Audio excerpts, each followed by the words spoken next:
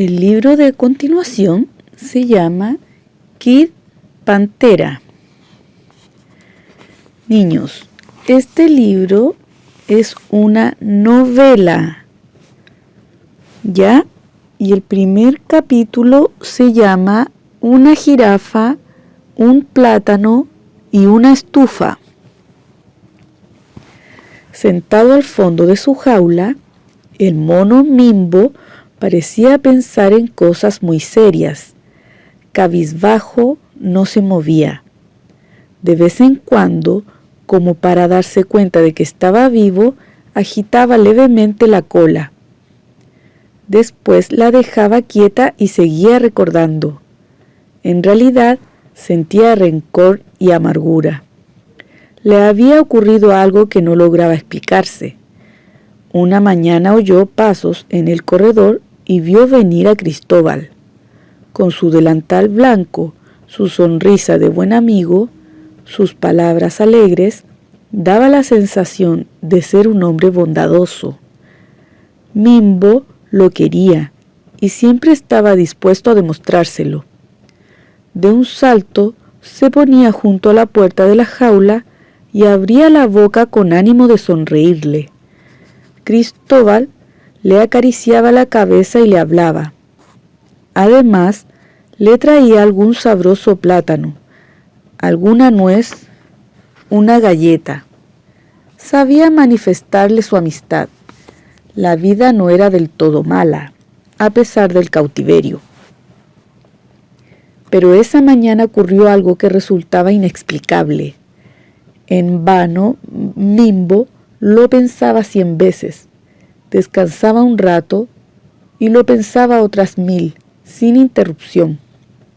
Cristóbal se acercó a la jaula, abrió la puerta y cogió a Mimbo por si deseara darle un abrazo.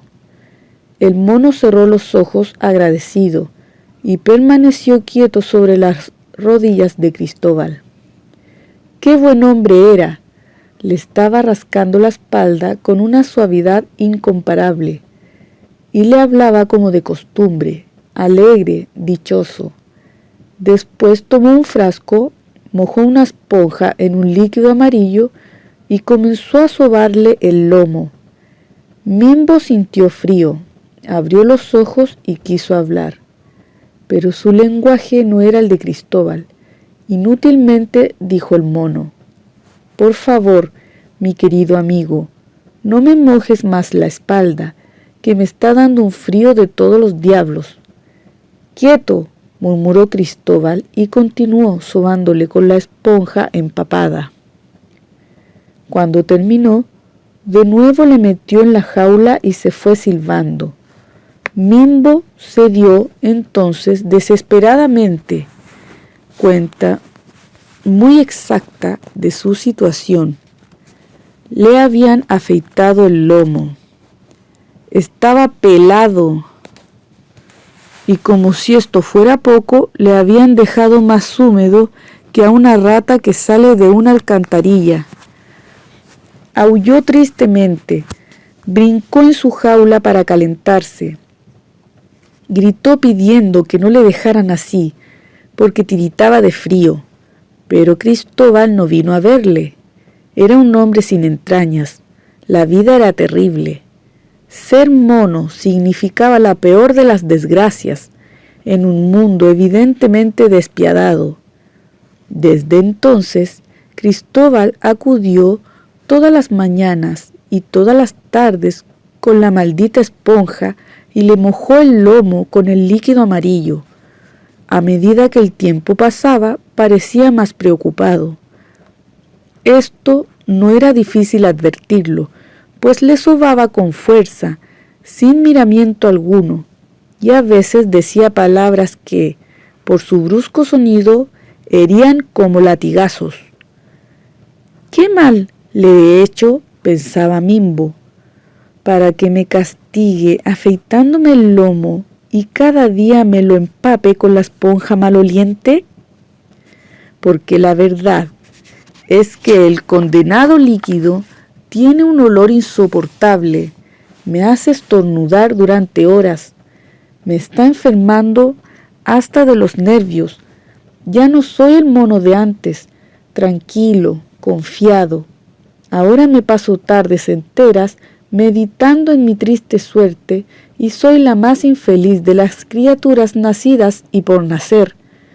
De pronto, Mimbo oyó los pasos de Cristóbal, levantó la cabeza y mostró los colmillos gruñendo. Sin duda, venía otra vez a martirizarle, pero ¿no se cansaba nunca ese hombre de ser su verdugo? Cristóbal se acercó a la jaula y a través de los barrotes le tendió un plátano. Mimbo permaneció indeciso. ¿No le iba a mojar, pues, como siempre? ¿Volvían los buenos tiempos antiguos? ¿Comenzaba la dulce época de la amistad? Con mano vacilante, cogió el plátano y empezó a saborearlo, sin perder de vista a Cristóbal, que ahora estaba encendiendo una estufa delante de la jaula. El calor fue, lentamente, haciéndole cambiar a Mimbo el curso de sus pensamientos. Cristóbal era bondadoso. Si le había afeitado la espalda, bien sabría él por qué. Los hombres saben cosas que los monos ignoran. Además, ahora no se veía por ninguna parte la esponja que da tanto frío. La vida no es mala. Claro que no lo es. Con un plátano y una estufa, ¿puede desearse algo más? La dicha había regresado para no marcharse nunca. Bendita sea la jaula y venga otro plátano. Ante la repentina alegría de Mimbo, que saltaba detrás de los barrotes con un entusiasmo de gimnasta perfecto, Cristóbal se echó a reír de buena gana. «Ah, mi pobre Mimbo», dijo con voz sonora, «bien me daba cuenta yo de que habías empezado a odiarme, pero te prometo que en ningún momento quise ser cruel contigo. Eres un mono excelente y en adelante volveremos a ser buenos amigos». Como si comprendiera tan cariñosas palabras, Mimbo acercó la cabeza y cerró los ojos cuando Cristóbal le acarició con un dedo. «Si quieres», dijo Mimbo en su idioma, «puedes afeitarme otra vez. Te juro que todo lo sufriré sin chistar, porque lo que tú haces y yo no entiendo bien hecho está». «¿Qué duda cabe?». Cristóbal no entendió el breve discurso. Le dio una mirada a la estufa y se marchó por el corredor. Mimbo, contento, empezó a ensayar una danza desconocida delante del fuego. Era el mono más feliz de cuantos existen por el vasto mundo. Cristóbal, entretanto, había vuelto a su laboratorio. Sentado en un rincón, frente a una larga mesa repleta de frascos, redomas, retortas y tubos, fumaba un cigarrillo y meditaba. Ahora era él, por cierto, la imagen precisa de la preocupación y la tristeza. Se sentía abatido, su mala suerte le apretaba el corazón. Le ocurría algo verdaderamente desagradable. Hacía muchos años que trabajaba en su laboratorio, tratando de descubrir alguna droga, una loción, una píldora que le trajera a manos llenas la fortuna y la fama. Días y noches estaba inventando fórmulas maravillosas. Noches y días estaba fabricando líquidos y polvos que, al ser ensayados, demostraban no servir para nada. Todos los experimentos los hacía en el cuerpo de Mimbo, cuando creyó descubrir la píldora que engordaba, tomada a mediodía y a medianoche. Mimbo enflaqueció y a punto estuvo de marcharse al otro mundo. Cuando se creyó convencido de poseer por fin el agua verde que sana la tos, Mimbo casi lanzó fuera los pulmones, tosiendo como un viejo que ya no debe ir pensando sino en legarle a otro su fortuna. Y así fue siempre. Nunca tuvo una suerte clara, digna de celebrarse con tambores y trompetas. Lo poco que pudo fabricar y vender no le dio bastante dinero y le dejó tan desconocido como antes.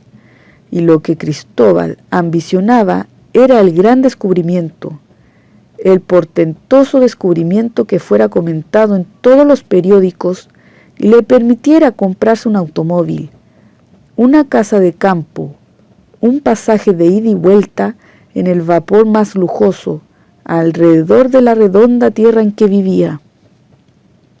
Cierta vez, en el teatro, mientras escuchaba una comedia que le aburría extraordinariamente, se dedicó a mirar a los vecinos. Vio que abundaban los calvos y pensó, si descubro el agua milagrosa que haga salir pelos hasta de las piedras, mi sueño de fama y fortuna queda realizado.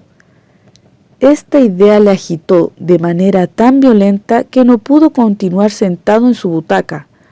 Salió del teatro con paso tan sonoro que por todas partes le gritaron que era el peor de los camellos conocidos. Cristóbal no reparó en nada de todo esto. Caminó como un sonámbulo deprisa y apenas se encontró en su laboratorio, principió a mezclar líquidos, a apuntar fórmulas, a buscar afanosamente lo que se proponía descubrir. 7 días se mantuvo casi sin comer, sin dormir, sin lavarse, entregado a sus estudios y a sus ensayos. De repente, al anochecer del 7º día, se dio una palmada en la frente y bailó como el príncipe encantado de un ballet. Tenía delante de sus ojos una botella colmada de un líquido amarillo. Era su salvación. De aquí en adelante, dijo en voz alta, en la soledad de su laboratorio, los calvos tendrán más pelos que el león africano. Habrá cabelleras interminables. Los habitantes de las tierras heladas no se cubrirán de pieles, sino que dejarán que el pelo les crezca hasta los talones. No habrá abrigo mejor. El líquido que acabo de descubrir es el milagroso santo que, donde ve una calva, hace brotar la más hermosa melena por los siglos de los siglos. Necesitaba demostrarlo, y nada mejor indudablemente para conseguirlo con rapidez que afeitar a Mimbo y empaparle diariamente el lomo con el líquido asombroso. Pero el sueño se había desvanecido. Mimbo se quedó pelado y tendría que esperar mucho tiempo hasta que el pelo, por su propia voluntad, creciera como sabía hacerlo sin necesidad de mixturas endemoniadas. El siguiente capítulo se llama Una idea que no es mala. Cristóbal se levantó malhumorado, aplastó el cigarrillo en un cenicero, suspiró ruidosamente y vino a mirar el jardín por la ventana. Era un jardín pequeño, que los pájaros frecuentaban con alborozado bullicio. Más de una pareja tenía por ahí su nido y entre vuelos y cantos demostraba su alegría de vivir. Cristóbal no tenía ánimos para divertirse mirando a los alegres gorriones. Estaba lleno de vagos deseos de incendiar el mundo. Sentía una rabia sorda. Pensaba que otros hombres sin mayores esfuerzos se hacen famosos, tienen dinero en excesiva abundancia y gozan plenamente de la vida. Él no.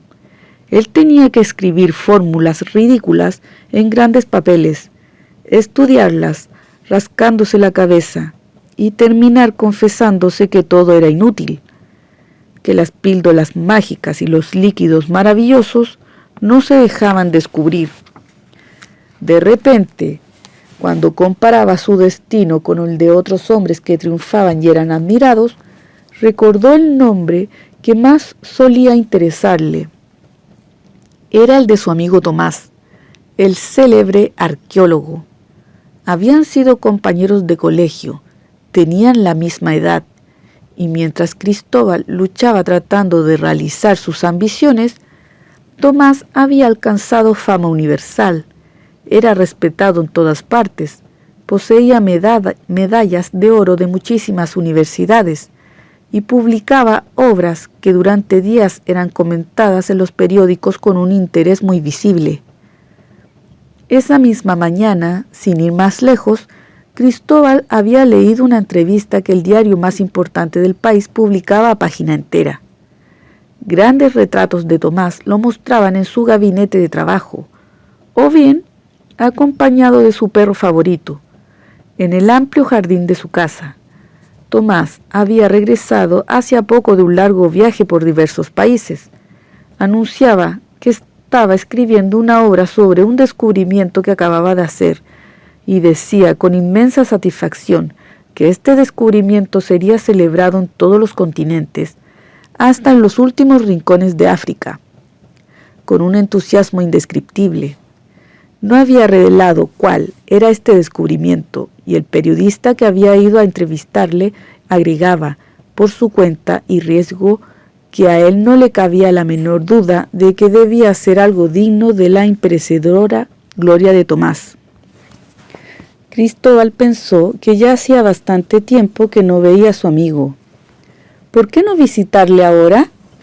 Esto le arrancaría de su mal humor, le refrescaría las ideas. Tomás era un hombre cordial, afectuoso, sabía conversar amenamente y de seguro le acogería con agrado. No lo pensó más. Llamó a la sirvienta, la gorda y apacible Teodorinda, que regaba las plantas, y le dijo que esa noche seguramente no comería en casa.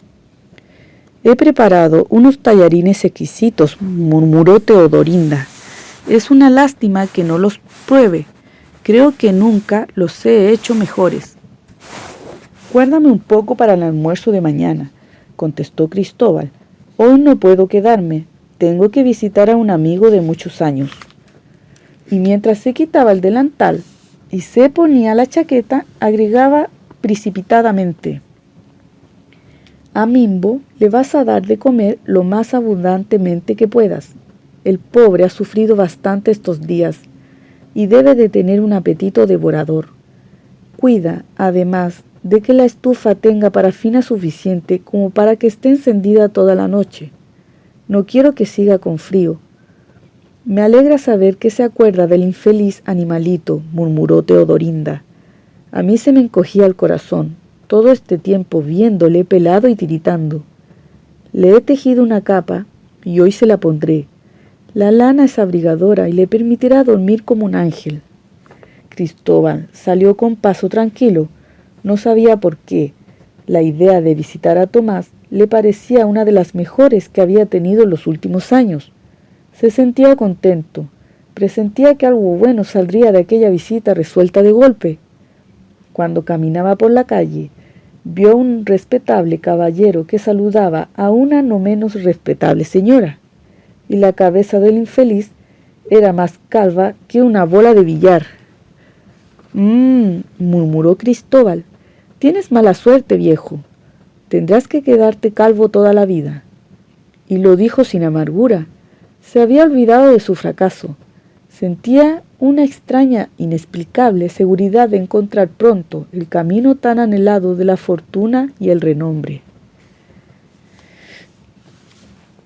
El siguiente capítulo se llama La asombrosa vivienda de un arqueólogo.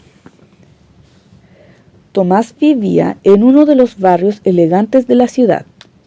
Ante su casa había un jardín tan vasto que perfectamente, sin exageración alguna, podía ser llamado parque y de los más hermosos.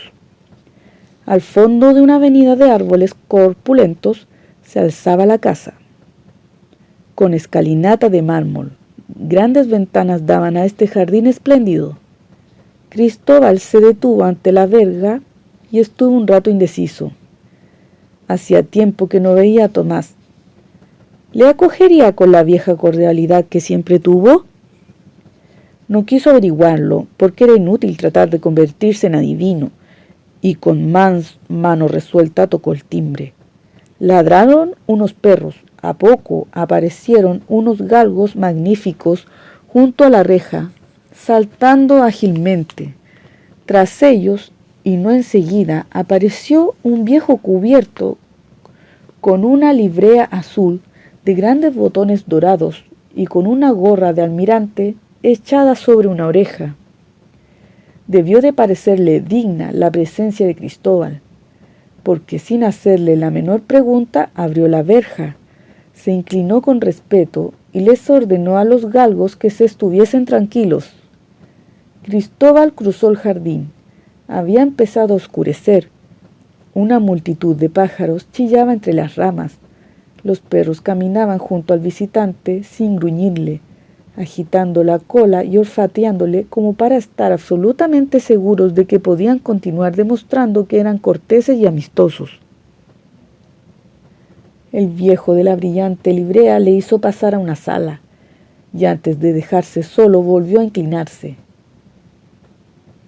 Poco después se oyeron unos pasos apagados sobre una gruesa alfombra, y asomó en el umbral la figura universalmente conocida de Tomás. Alto, delgado, con una barba en punta, canosa, tenía el aspecto de un conde teatralmente vestido para desempeñar su papel de primo de reyes. Cubría su cabeza un gorro negro de seda, llevaba unas zapatillas de piel de camello.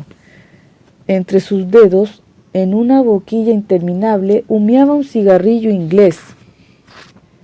¿Cristóbal?, preguntó con voz de barítono. Él mismo y con una tremenda alegría de verte, contestó Cristóbal con voz de bajo profundo.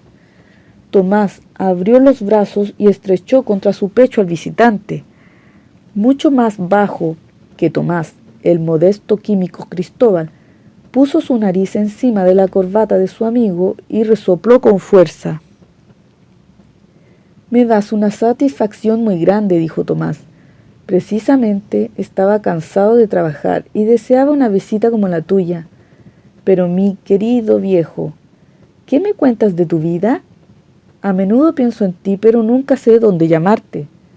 Mientras hablaban, Tomás le condujo por una larga galería adornada con cuadros antiguos y estatuas que representaban a dioses y diosas de las más diversas aposturas. Atravesaron amplias salas en que había mesas con gruesos libros abiertos en atriles, vitrinas colmadas de piedras de todo color y objetos cuyos nombres Cristóbal no conocía. Entraron en el gabinete de trabajo de Tomás. Era un cuarto espacioso, con grandes ventanas al fondo. Estaba la mesa en que el arqueólogo escribía.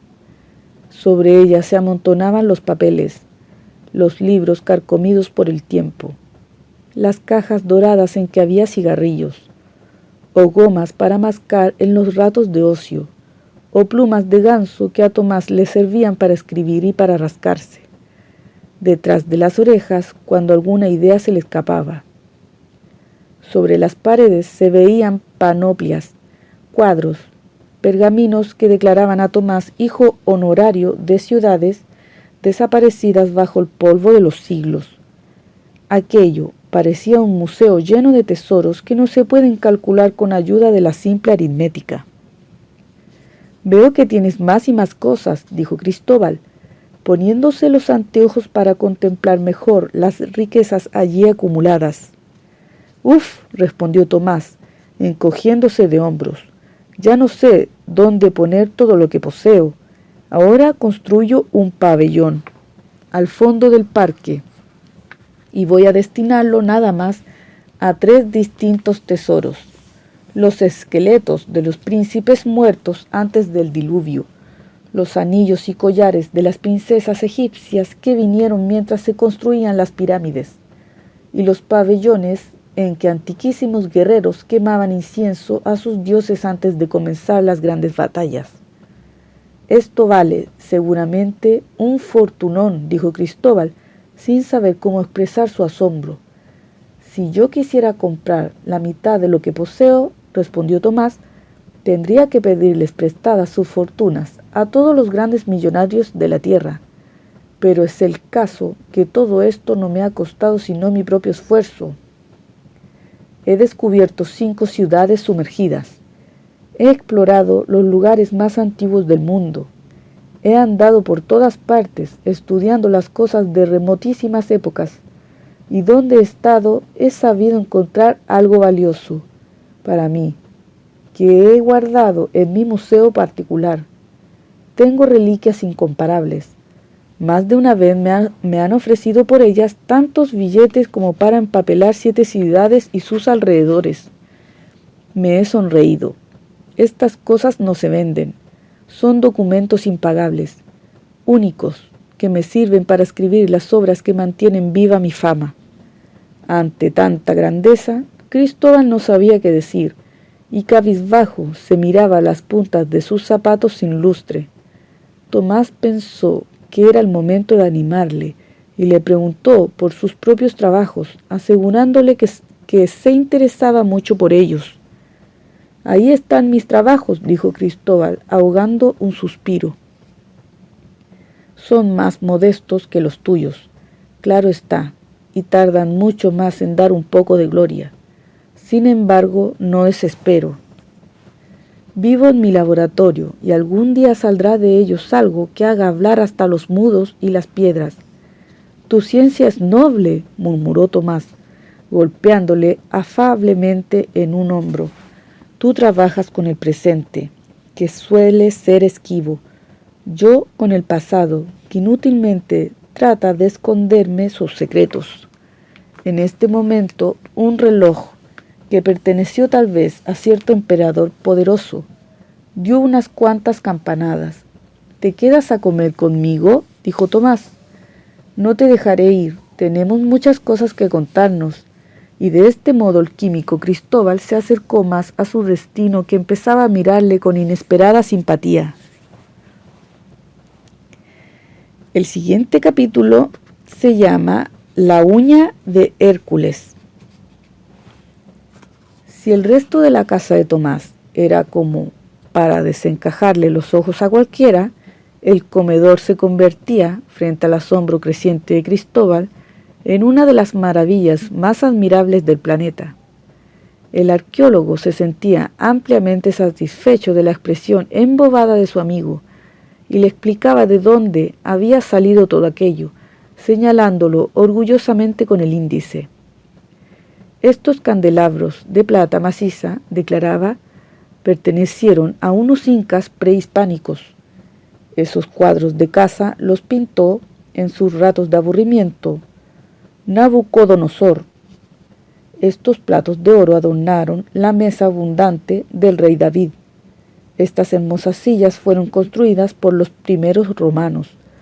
Este mantel estuvo enterrado 12.000 años en un monte que producía en la cumbre una hierba de color esmeralda, que una vez machacada con cierta sabiduría que se ha olvidado, curaba la tos de los capitanes más antiguos de que se podía oír hablar. ¿Y todo esto es completamente seguro?, averiguaba el químico, abrumado ante esa lección de historia que nunca olvidaría. Todo lo he estudiado yo durante largas noches de vigilia, contestaba Tomás, sonriendo con superioridad muy afectuosa. Para demostrarlo, he escrito libros que todos los sabios consultan antes de dar su propia opinión, siempre copia de la mía. Pero no te desmayes, hombre.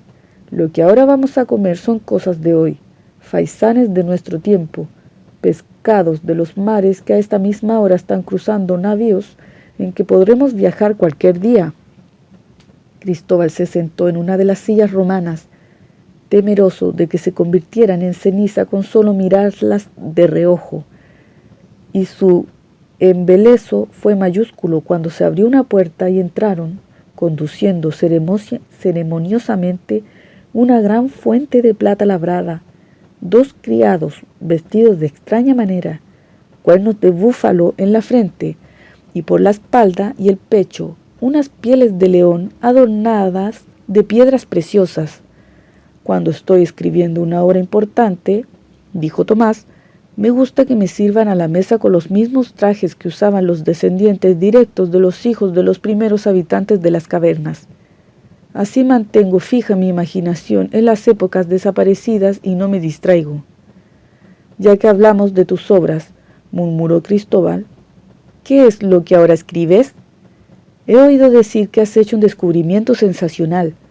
Después de todo lo que veo, no sería capaz de adivinar qué cosa puede ser aquella, pues según tus propias palabras, se trata de algo muchísimo más importante que el mejor de los tesoros que ya tienes en tu casa. Me tocas el punto flaco, respondió Tomás, tras un breve silencio. Me había jurado guardar el secreto hasta la publicación de mi libro, pero tratándose de ti, un amigo de la infancia y un hombre de ciencia, no me siento con fuerzas para callar. Lo único que te ruego, mi querido amigo, es que me jures por el toro sagrado de Bacar, 3000 años antes de Cristo, que no se lo vas a contar ni a tu almohada. Nada temas, dijo Cristóbal, lo juro por el toro y sus descendientes. Ahora que me has tranquilizado, puedo asegurarte que todo te lo diré, pero no será antes de haber comido. Charlaron, pues, de otras cosas, mientras comían con muy buen apetito. El arqueólogo contó algunas de sus más brillantes aventuras en tierras lejanas. Hizo beber a Cristóbal un vino que parecía venir de las bodegas de Noé, y cuando se levantaron de la mesa y regresaron al gabinete de trabajo, los dos sabios estaban tan contentos que hubieran bailado y cantado como payasos. Dime ahora tu secreto, pidió Cristóbal, dejándose caer en un sillón bastante cómodo. Te lo diré como te lo he prometido, pero mi querido hermano, antes quiero que me confieses con toda confianza si están frescos o no tus conocimientos de la antigüedad. Tanto como frescos, mi admirado Tomás, no lo están desde hace años, pero de todas maneras algo recuerdo. Habla sin preocuparte de cosas tan sin importancia. ¿Te has olvidado de Hércules? ¿Sí o no, Cristóbal? Necesito saberlo. Hércules es inolvidable. Tomás, tenía unas fuerzas tremendas. ¿No es eso? Creo que si apretaba una piedra, hacía volar una montaña. Más o menos, Cristóbal. El hecho a que te refieres no ha sido contado nunca, pero me parece muy verosímil. Lo voy a anotar, porque tal vez pueda apoyarlo en razones históricas dignas de fe. Cuando cuentes eso, no te olvides de citar mi nombre, dijo Cristóbal. Al fin y al cabo, yo te he dado la idea. Tomás, sin entender a su amigo, estuvo escribiendo un rato. Después se levantó y empezó a hablar pausadamente. La historia es una cosa, dijo, y la geografía es otra. Pero lo que hace la historia, nótalo bien, lo hace sencillamente en la geografía, quiéralo o no. De modo que, para entendernos inmediatamente, sin mayores preámbulos, quiero decirte nada más que esto. La historia camina por la geografía y en ella imprime su huella. Esto quiere decir que si se busca por la tierra lo que ha realizado el hombre, de cualquier raza y condición, siempre se encuentra. A veces el hombre cambia de lugar, sus rastros parecen perdidos, y no lo están, mi querido Cristóbal. Es cuestión de tener paciencia y descubrirlos. ¿Me vas entendiendo?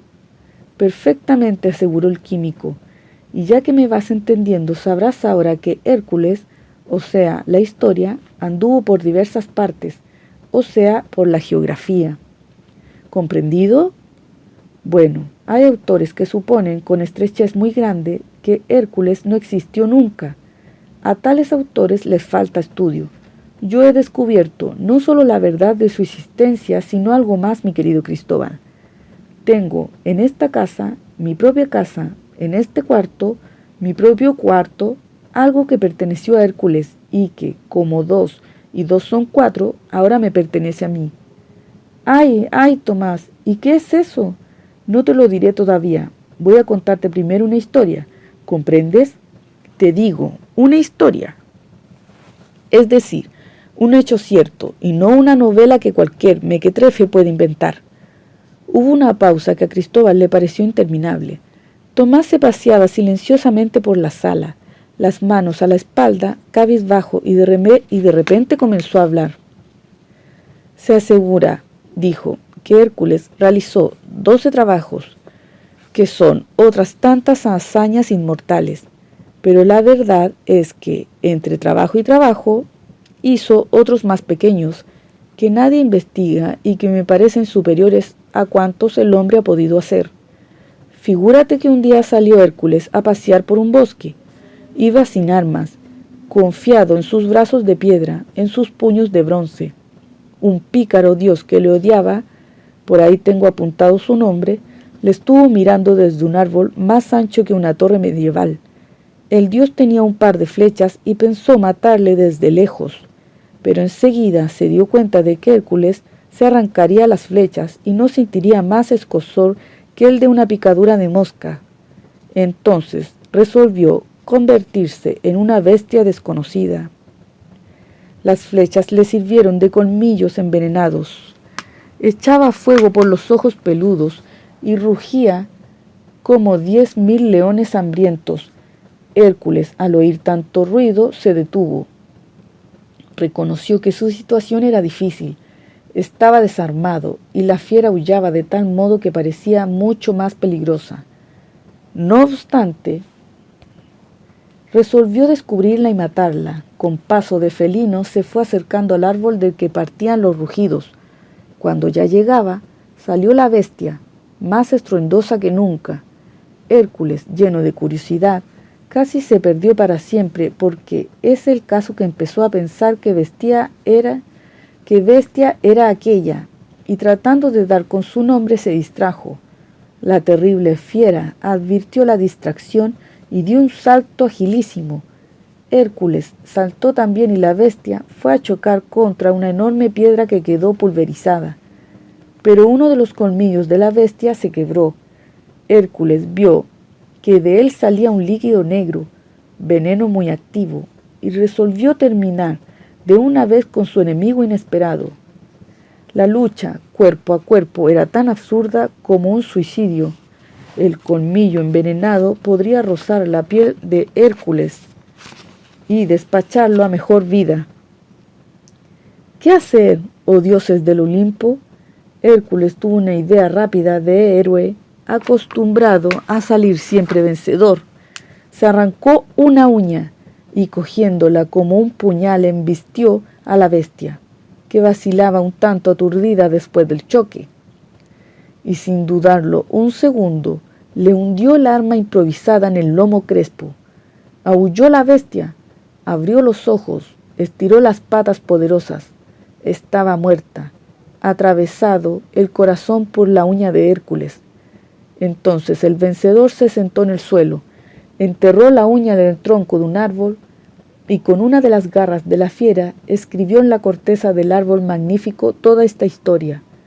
Yo descubrí la uña y copié el relato. Dentro de poco la humanidad entera sabrá que soy el dueño de ese puñal incomparable, y que por el libro en que cuento esta aventura merezco que se me nombre ciudadano ilustre de las columnas de Hércules. Cristóbal no podía contener su entusiasmo. Aplaudía como en el teatro y lanzaba gritos de júbilo. Tomás, sonriendo con estudiada modestia, le miraba sin pestañear. Tu admiración es un anuncio de la que demostrarán los otros sabios de la tierra, dijo Tomás. Me agrada verte aplaudir y gritar como un loco. Cristóbal, sin saber por qué, se puso serio de repente. Al arqueólogo le llamó la atención esta seriedad tan brusca y le preguntó a qué se debía. Voy a hablarte como químico, murmuró Cristóbal titubeando. ¿Podrás demostrar que esa uña es realmente de Hércules? Nadie duda de mi palabra, respondió Tomás.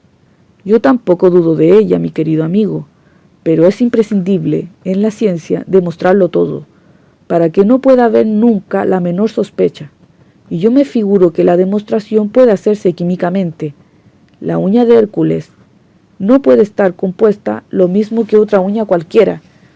Si analizamos su composición química, encontraremos elementos muy distintos al de las uñas de los demás mortales. ¿No te parece que conviene intentarlo? Tomás permaneció pensativo, cada vez bajó más la cabeza, hasta doblarla como si fuera a caerse del cuello. Tu idea es genial, dijo por fin. La arqueología interroga a la química, y ésta responde con fórmulas que no se discuten. Soberbio. Ahora démosle un vistazo a la uña, pidió Cristóbal, orgulloso de colaborar tan brillantemente con uno de los más famosos hombres de ciencia de la época. Acércate, dijo Tomás, yendo hacia una vitrina que había al fondo de la sala. Sacó de ahí un cofre de buen tamaño y dentro estaba, entre finas sedas, la uña prodigiosa. La contemplaron mucho tiempo sin hablarse. Era ancha, fuerte, filuda. Tenía el grosor de una nuez. Uñas así no se ven todos los días.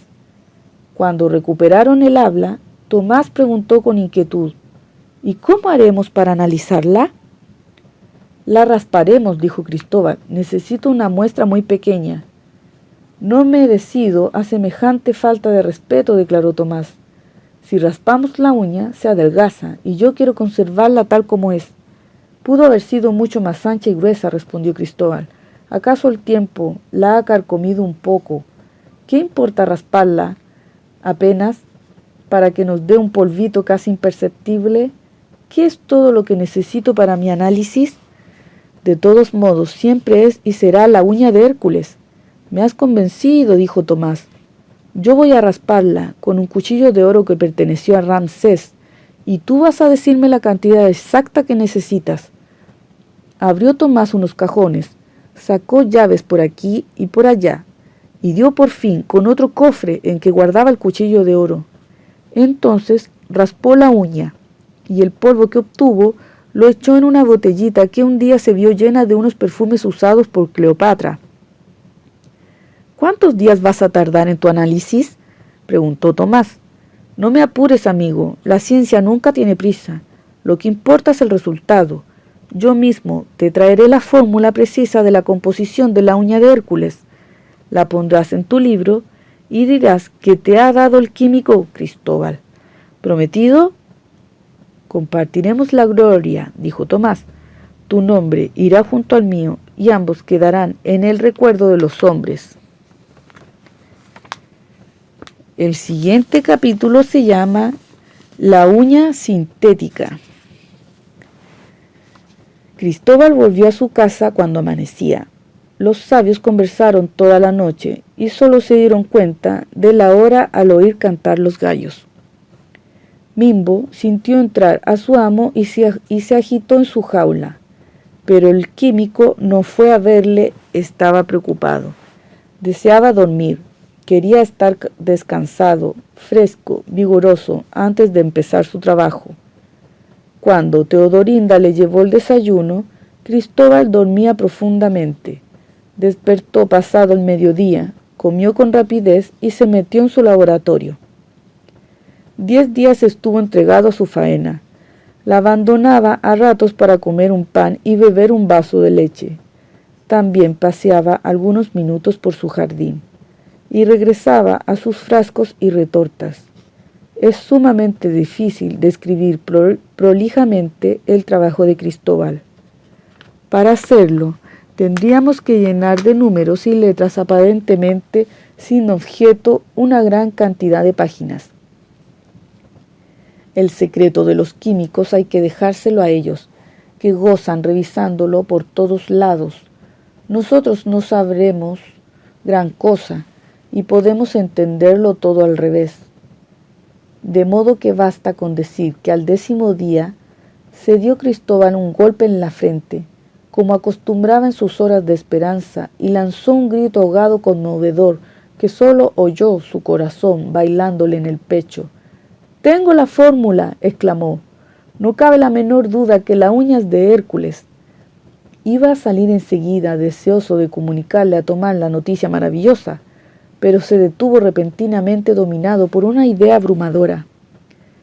Al darle a Tomás esta fórmula, pensaba: revelo un secreto que me ha costado mucho trabajo, mucho sudor, mucho desvelo impagable, y la gloria, en buenas cuentas, será suya.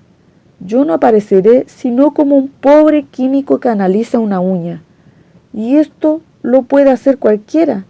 Entre tanto, ¿cuál será mi beneficio? He llegado a una edad en que debo pensar también en mí.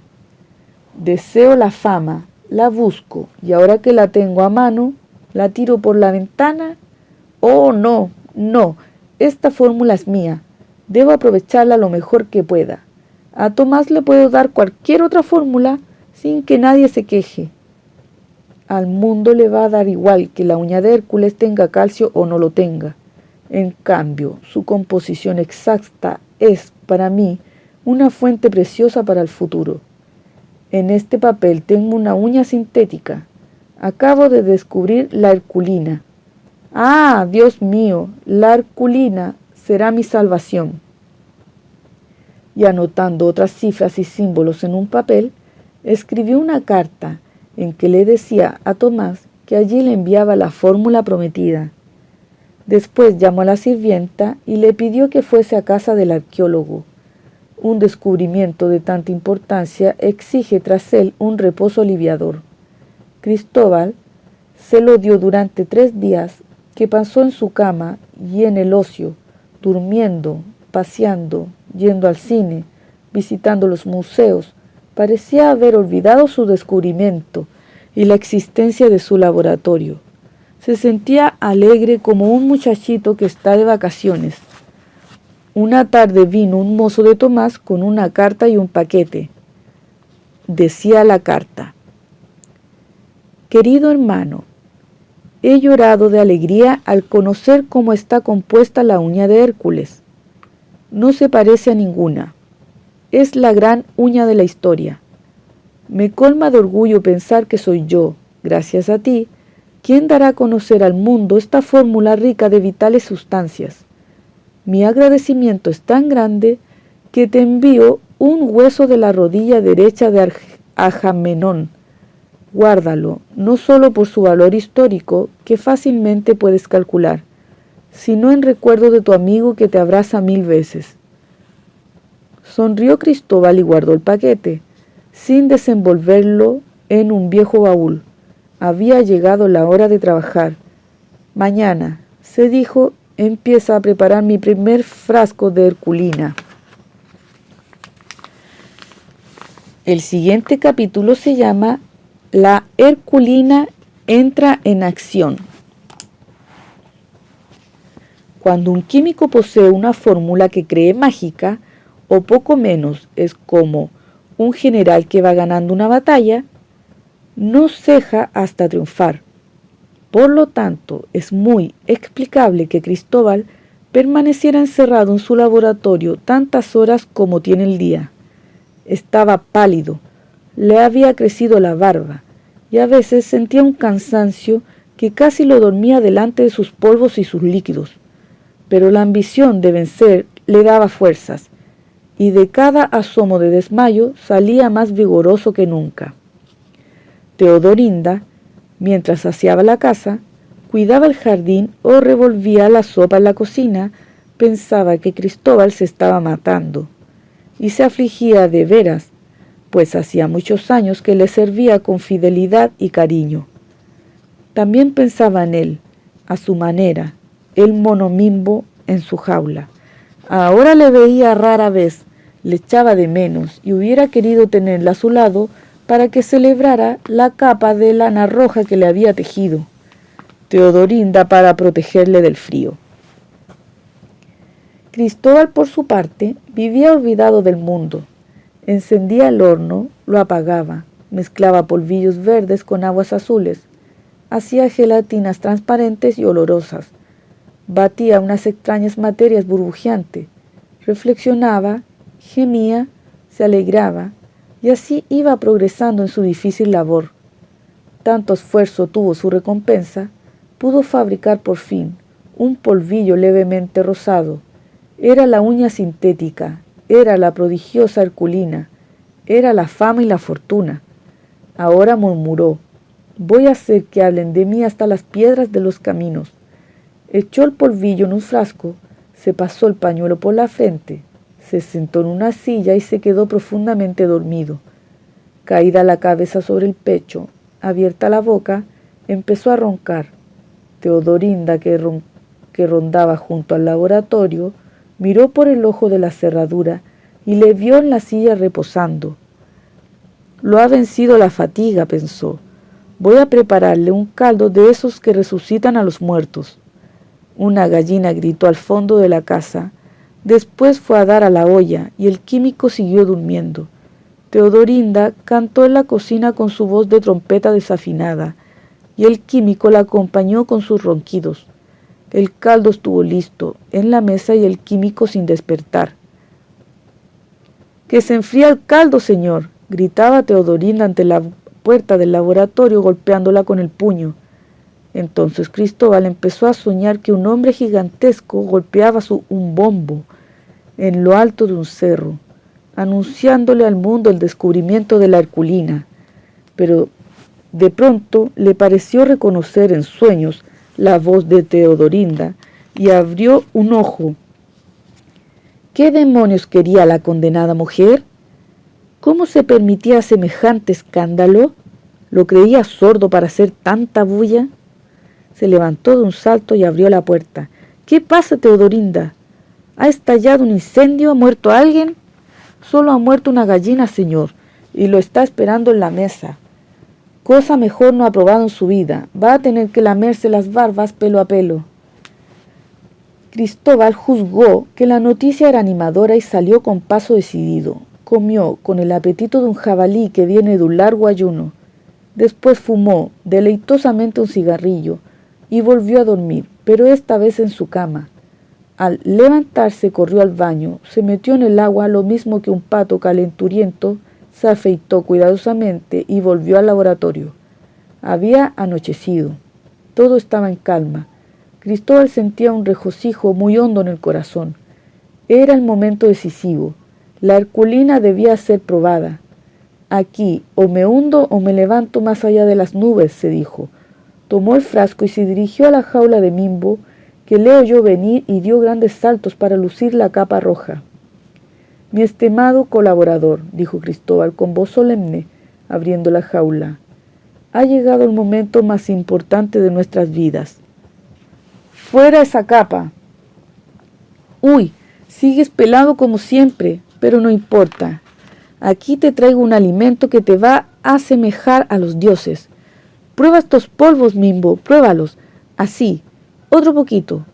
Más todavía, basta ya, te has zampado casi todo el frasco. Mimbo sacó la lengua y la paseó alrededor de su boca. Era evidente que la Herculina gustaba, tenía buen sabor. Ya era algo, pero ¿estaba bien la dosis que le había dado a probar?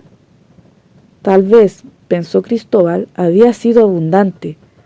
Pero en fin, eso se vería después. Todo se debía calcular de acuerdo con una minuciosa observación. Si los efectos eran excesivos, en adelante la dosis tendría que ser menor. Hay cosas que solo se conocen con la práctica. Volvió Mimbo a su encierro y Cristóbal estuvo contemplándolo un rato. El mono jugó con su cola, brincó, mostró los dientes, demostró que era un experto bailarín, después se quedó quieto. Seguramente se había cansado. Los monos no saben medirse ni en la alegría ni en la pena. Mimbo levantó una mano como despidiéndose con toda cordialidad y fue a tenderse en un rincón. Casi enseguida se durmió, enroscada la cola. Respiraba sin esfuerzo, normalmente, y daba risa mirarlo. Se veía ridículo con la cara arrugada. Era pequeño y tenía pelado el lomo. Cristóbal se cansó de contemplarlo y fue a anotar los primeros efectos de la Herculina. Horas después volvió a verlo. Mimbo dormía. Cristóbal le tiró la cola para despertarle. Nada, el sueño de un mono es cosa seria. Cuando viene no se va de dos tirones. Duerme hasta mañana, le dijo Cristóbal. Te hará bien. Ya veremos cómo despiertas después de tu primer sueño con Herculina. El químico se alejó y estuvo paseando por el jardín oscuro. La medianoche lo encontró leyendo en su dormitorio una novela de aventuras. Cerca de la 1 de la mañana apagó la luz. Se volvió hacia la pared y no tardó en entrar en el más amable de los sueños. Nuevamente fue Teodorinda la que vino a despertarlo, pero ahora su cara no anunciaba que había caldo de gallina en el comedor. Desgreñada, en camisa de dormir temblorosa, decía palabras sin sentido. Cristóbal estuvo oyéndola un rato sin entenderla. Por fin se incorporó en la cama y le preguntó qué ocurría. «Voy a volverme loca», gimió la sirvienta agitando los brazos. «Están sucediendo cosas que ni el mismo demonio es capaz de hacer. Se va a acabar el mundo». Cristóbal recordó de golpe a Mimbo y pensó que podría tratarse de él. «¿Le sucede algo al monito?», preguntó. «Monito, monito», gimió Teodorinda. «Ojalá fuera monito aún». El químico no quiso oír más y salió corriendo en pijama por los pasadizos. Cuando estuvo cerca de la jaula, vio que ésta no existía. Todos los barrotes se hallaban desparramados por el suelo, retorcidos, quebrados. Cristóbal se detuvo. «Mimbo», llamó con voz temblorosa. «Mimbo». De uno de los rincones avanzó a grandes trancos un mono inmenso, robusto, que se golpeaba el pecho con los puños formidables. Cristóbal retrocedió asustado, pero el mono saltó sobre él y le abrazó con tal fuerza que le hizo crujir todos los huesos. Después le alzó en el aire y le paseó como una bandera por todos lados. «Mimbo», gimió Cristóbal. El mono le depositó en el suelo y le acarició la cabeza con su mano enorme. El químico no pudo soportar una emoción tan extraordinaria. Dio un leve suspiro y se desplomó. Cuando abrió los ojos mucho después, Mimbo, el gigantesco Mimbo, le cuidaba, sentado junto a él y pasándole sus peludos dedos por la cara. «¡He triunfado!», gritó Cristóbal, desmayándose otra vez, pero de alegría.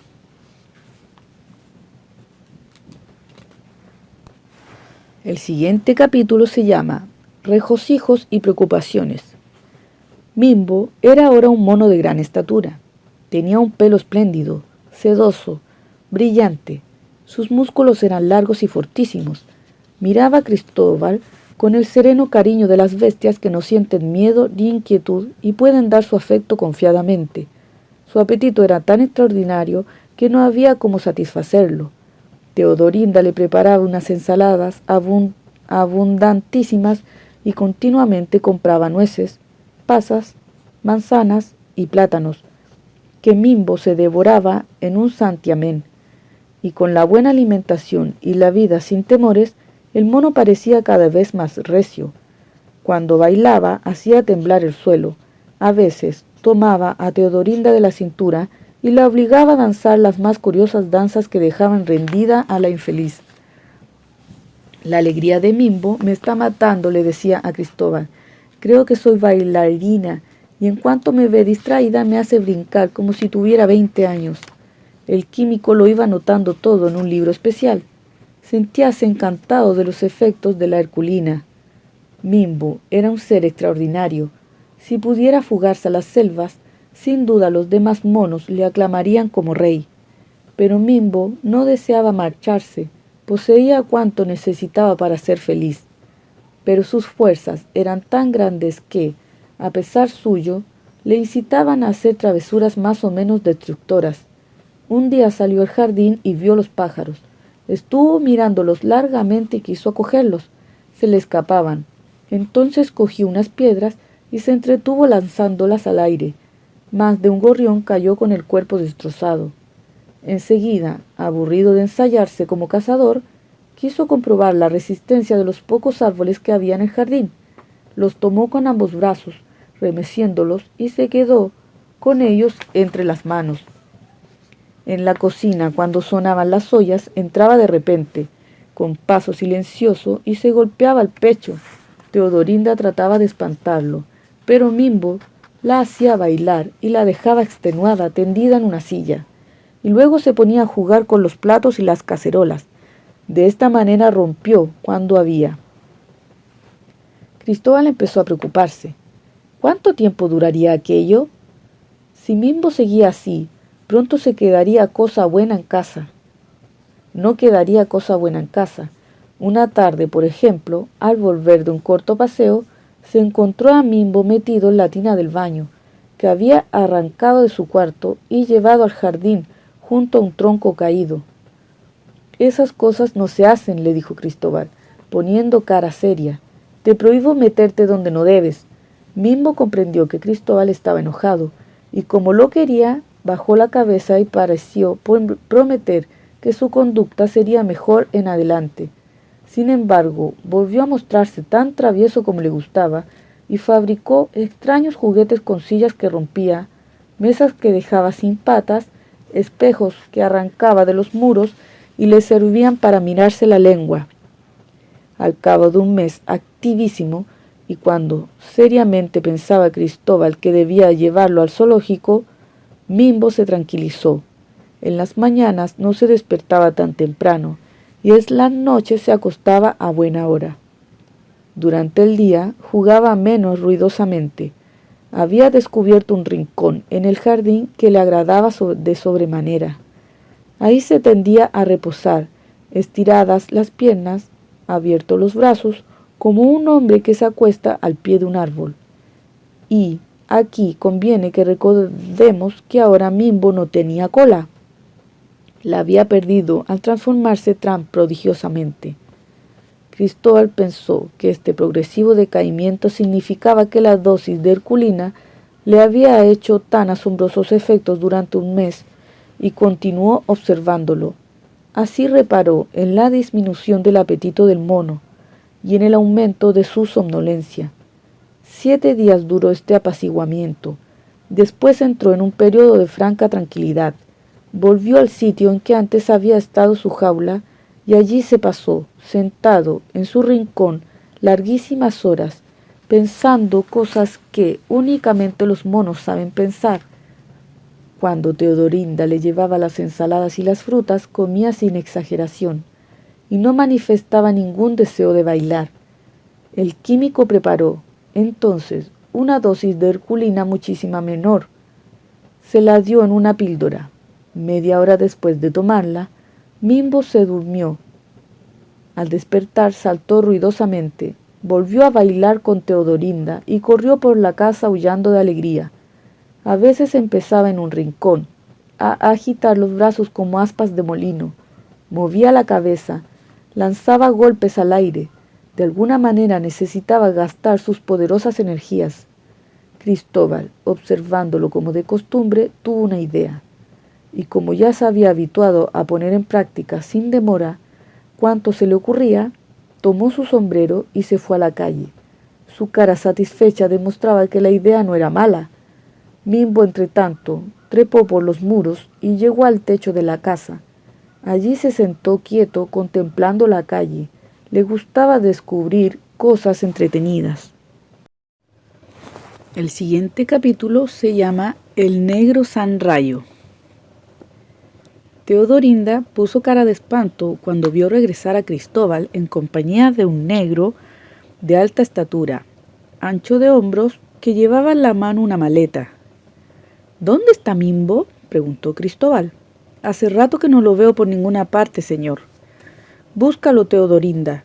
Voy a necesitarlo. Y entró en la casa con el negro mientras Teodorinda llamaba a Mimbo por todos los sitios en que podía hallarse. En el pequeño salón del químico, el negro abrió la maleta y sacó unos guantes de box. Sus movimientos eran ágiles y tranquilos. A menudo sonreía con sus grandes y blancos dientes. Me da risa pensar que voy a darle una paliza a un mono, decía. Graciosa idea la suya. Un mono puede ser todo lo forzudo que usted quiera, pero no sirve para boxear. Este es un mono extraordinario, le respondió Cristóbal. Yo no dudo de que usted va a darle una paliza, como dice, pero tengo la seguridad de que va a aconsejarme que le haga aprender box. Se va a hacer famoso y esto da una fortuna. Si me resiste un par de vueltas, le prometo que yo mismo voy a ser su profesor, pero tengo el convencimiento de que lo voy a dormir de un solo golpe, como si le aplicara anestesia. Por algo he sido campeón de peso medio y me llaman Rayo. Mi velocidad no la tiene nadie, y mi golpe ya se lo querría un león para defenderse. Antes de que Cristóbal le contestara, entró Teodorinda en la sala riéndose como una loca. Mimbo no se quiere bajar del techo, dijo. Lo llamo y parece reírse de mí. Ha estado arrancando todas las tejas y lanzándolas al jardín. Cualquiera creería que ha habido un terremoto. ¡Demonios!, gritó Cristóbal. ¿Ve usted? Sam Rayo necesito enseñarle box a Mimbo para que gaste sus fuerzas de otra manera. Cuando se dedique a golpear los sacos de arena y a hacer ejercicios con la sombra, se va a cansar lo suficiente como para no darme dolores de cabeza con sus bribonadas. Y salió a buscarlo. No volvió inmediatamente. Por cierto, Mimbo se divertía en el techo y no deseaba abandonarlo, pero cuando se dio cuenta de que Cristóbal parecía enojado, bajó rápidamente, fruncido los ojos con cara de remordimiento. Sam Rayo no pudo dejar de sorprenderse cuando le vio aparecer en el umbral. Mimbo era más alto que él y tenía una corpulencia respetable. Sin embargo, el boxeador estaba acostumbrado a derribar mastodontes en el ring, de modo que sonrió amablemente y estiró una mano en señal de saludo. «Encantado de conocer al campeón», dijo Jar Rayo burlonamente. «En realidad es más peligroso de lo que me esperaba». Y se echó a reír con alegría luego de estrecharle la mano. Después se volvió a Cristóbal y le dijo: «¿Usted le tiene cariño a su mono?» «Sí, pues entonces mi amigo me va a dejar un solo momento con él. No quiero que vea cómo le enseño a no tener muchas ambiciones». «Oh, por favor», exclamó Cristóbal, «le ruego que no me lo dañe. Él no tiene la culpa de que yo piense convertirlo en boxeador». Sam Rayo le empujó suavemente fuera del cuarto y cerró la puerta. Cristóbal quedó esperando en el pasillo, profundamente arrepentido de someter a Mimbo a una prueba tan despiadada. De pronto se estremeció. Oía los primeros golpes, sonaban como latigazos. Y Sam reía. «¿Quieres más?», le decía Sam Rayo, riendo. «Veo que te gusta. Pues bien, ahí va el otro balazo». «¡Paf! ¡Paf!». Entonces se produjo un ruido sordo. Pareció venirse abajo la casa, remecida sin gran ruido, pero con mucha violencia, y más de una vez se oyó el resoplido de Mimbo, fuerte, furioso. «¡Ay, lo está matando!», se dijo Cristóbal. «Voy a impedir que este maldito boxeador acabe con mi pobre Mimbo». Y se dirigió resueltamente a la puerta. Antes de que alcanzara a llegar, ésta se abrió de golpe. Apareció Mimbo, con sus enormes guantes agitando los brazos. En un rincón, tendido de espaldas, Sam Rayo parecía muerto. El siguiente capítulo se llama Sam Rayo cumple su palabra. «En mi vida he visto un bruto igual», declaró Sam Rayo al abrir los ojos. «Ni siquiera Boy Dinamita pega tan fuerte. Este mono es una pantera. ¡Qué agilidad! ¡Qué zarpazos!». Sam Rayo tenía la cara desfigurada. Un ojo lo tenía completamente cerrado. La nariz parecía un tambor y se sobaba quejándose. Para despertarlo, Cristóbal tuvo que echarle encima un jarro de agua. Después le hizo beber aguardiente puro. Además, se vio obligado a encerrar a Mimbo y a gritarle que no debía moverse de ahí, pues el mono apenas miraba a Sam Rayo. Sentía visibles ganas de hacerlo trizas. «Usted me ha dicho que si el mono le resistía, como lo ha hecho, se convertiría en su profesor. ¿Va a cumplir su promesa?», preguntó Cristóbal. Sam Rayo se levantó de un brinco. Estaba entusiasmado. Tomó a Cristóbal de las solapas y lo acercó a su cara. «No solo seré su profesor», dijo. «Me comprometo a convertirlo en el campeón del mundo de todos los pesos. ¡Qué bruto incomparable! Ni Boy Dinamita puede resistirle un par de vueltas». Y de este modo principió la vida pugilística de Mimbo.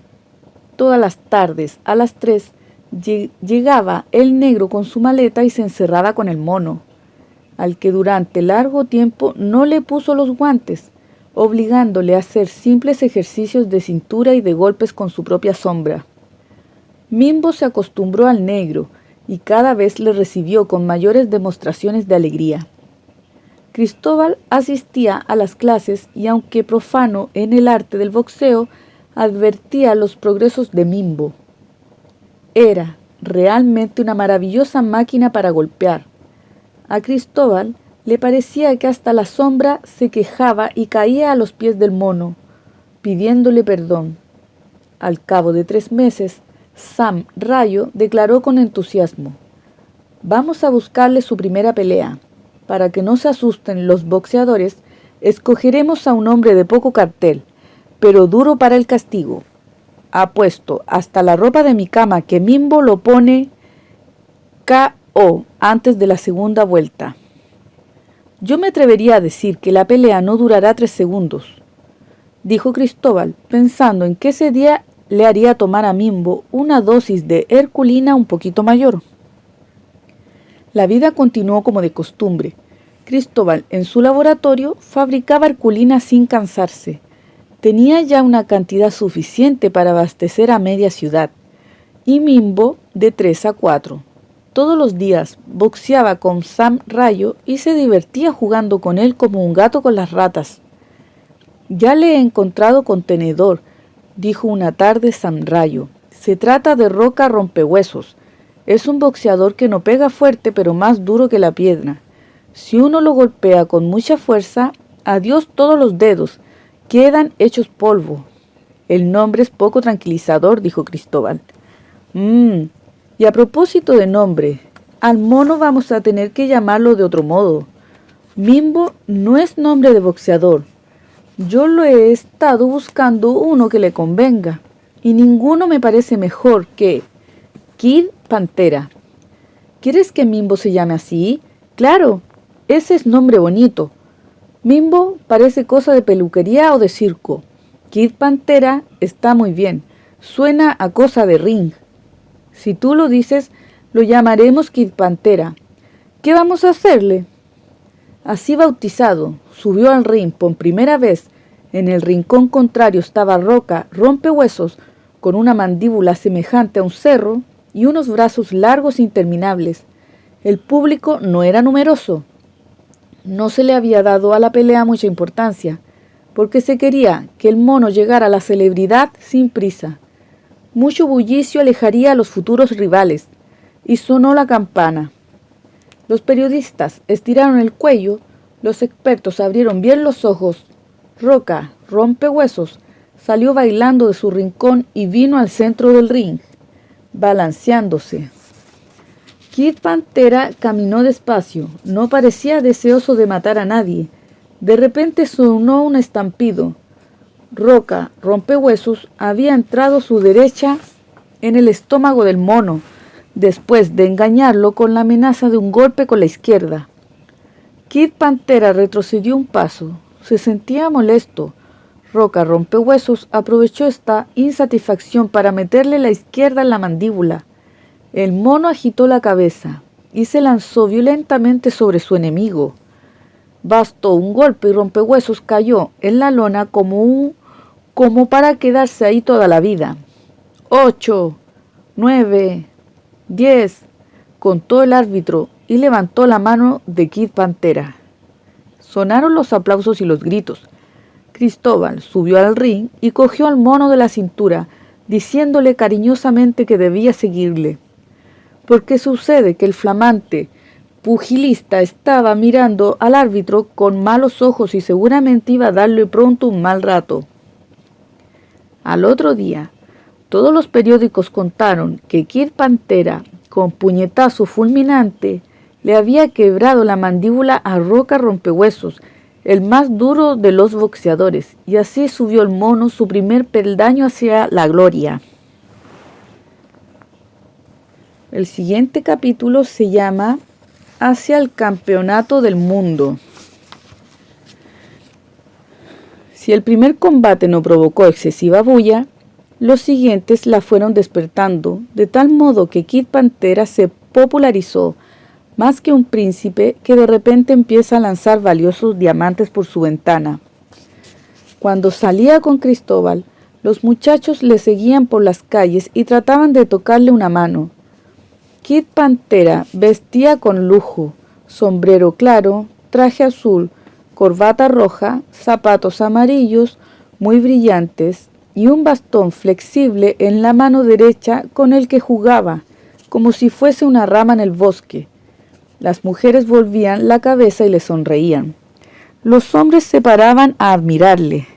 Los periodistas le interrogaban y como Kid Pantera no respondía sino con muecas de buen humor, el que lo hacía era Cristóbal, o bien Sam Rayo, que cada vez contaba una historia diferente y nunca aburridora. Muchos boxeadores cayeron bajo los puños de Kid Pantera. Ninguno le resistió más de 3 golpes. Bob Chocolate, anestesio repentino. Kid mortífero, cintura eléctrica, cohete volador, Pat Mula, bomba penetrante y Joe Sacachispas durmieron en la lona un prolongado sueño entre los gritos de la multitud. Después de sentir en la mandíbula el puño certero y demoledor de Kid Pantera, el invicto, ya no le queda más que medirse con Boy Dinamita, el campeón del mundo, dijo Sam Rayo. Si lo gana, Kid pasará a la historia como el más fantástico boxeador que ha existido. Y yo creo que va a ganarlo. Me dedicaré a entrenarlo desde mañana. Ahora la casa de Cristóbal era mucho más grande y lujosa. Había ganado dinero en abundancia y lo seguiría ganando a manos llenas. Después, cuando se cansara de hacer pelear a Mimbo bajo el terrible nombre de Kid Pantera, pondría en venta por el mundo entero la Herculina, y de este modo haría por la humanidad muchísimo más que todos los sabios. Crearía una raza poderosa, Herculia, capaz de matar a un elefante de un soplido desganado.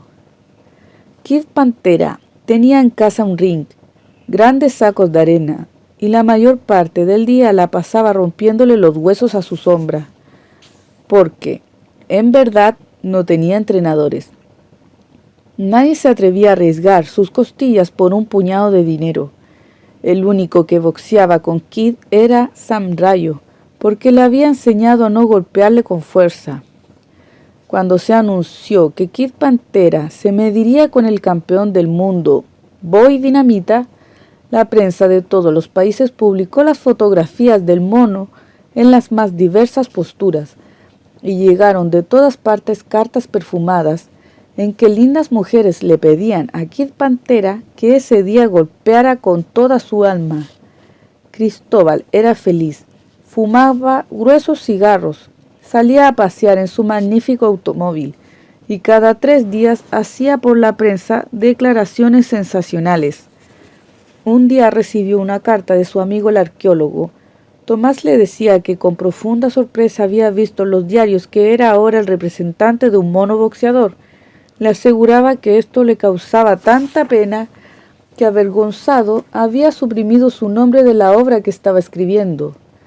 Daría la fórmula de la composición de la uña de Hércules, pero sin mencionar al químico que la había descubierto. Cristóbal se encogió de hombros y se echó a reír. «Soy más famoso que él y empiezo a tener una fortuna superior a la suya», se dijo. «Que siga buscando piedras antediluvianas. Ninguna le dará las satisfacciones que me ha dado la Herculina». Por su parte, Boy Dinamita, el campeón del mundo, se había ido a los alrededores de la ciudad y, encerrado con un grupo de boxeadores en una bella finca, se dedicaba a prepararse para darle a Kid Pantera una paliza de esas que no dejan hueso sano. «Voy a demostrar que un mono es incapaz de arrebatarme la corona de todos los pesos», declaraba a los periodistas. «Para mí que Kid Pantera está embrujado, pero yo le voy a romper el embrujamiento como si fuera un palo de fósforo». Estas palabras inquietaron a Cristóbal. Boy Dinamita era un negro gigantesco, acostumbrado a enviar al hospital a cuantos se le ponían delante con ánimo de hacerle perder el campeonato mundial. Si ganaba Kid Pantera, los sueños del químico se derrumbarían. Cierto es que ya tenía fortuna y renombre, pero ambicionaba más. Una semana antes del combate, ambos boxeadores hicieron exhibiciones públicas para que todos pudieran apreciar su estado de entrenamiento. Los periodistas dijeron que los rivales se merecían. Kid Pantera golpeaba como un cañón de grueso calibre, Boy Dinamita como un bombardero pesado. Así las cosas, Cristóbal pensó un día que Kid Pantera, como ahora llamaba a Mimbo, a pesar suyo, necesitaba distraerse. Tanto golpe por aquí y por allá resultaba sin duda aburridor. Le llevaría de paseo en su automóvil para que viera cosas que no conocía. Faltaban 4 días para el combate más sensacional del siglo. Siguiente capítulo se llama Kid Pantera en el zoo. Fotógrafos de diarios y revistas se instalaban casi el día entero delante de la casa de Cristóbal. Deseaban sorprender a Kid Pantera en sus paseos por el jardín o a la salida cotidiana por los alrededores, a la caída de la tarde.